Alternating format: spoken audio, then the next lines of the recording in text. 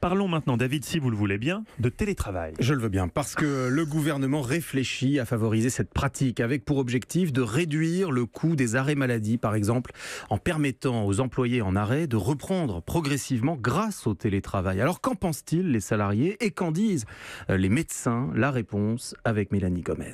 Travailler chez soi pour limiter les arrêts maladie, évidemment, déjà, ça ne serait pas possible dans tous les métiers. Mais même pour ces salariés qui travaillent dans des bureaux du quartier de la Défense, l'idée ne fait pas l'unanimité. Un pied cassé, effectivement, plutôt que de se prendre pas mal d'arrêts maladie, le travail pour moi est une bonne chose. Déjà parce qu'on s'ennuie au bout d'un moment. Ça m'intéresserait beaucoup aussi, oui. En cas de grippe, ça nous permet de regarder nos mails, pouvoir traiter ce qu'on peut traiter et d'arriver et de ne pas avoir surcharge de travail en arrivant. Si je dois m'arrêter, c'est pour récupérer, c'est pas pour être stressé par mon travail en même temps. Si ça devient de la convalescence déguisée, moi je préférerais qu'on ne mélange pas les choses. Du côté des médecins, l'intérêt du télétravail, ce serait surtout pour les malades en arrêt de longue durée, précise le docteur Jean-Paul Ortiz, président de la Confédération des syndicats médicaux français. Seul un Français sur deux qui a eu un arrêt de travail de plus de 6 mois va retrouver un poste de travail. Une reprise combinée avec du télétravail, ceci doit permettre d'être moins désocialisé, de ne pas s'enfermer dans sa maladie. Et pour ces arrêts longs, ça me semble particulièrement intéressant. Et justement, ces arrêts longs de plus de 6 mois,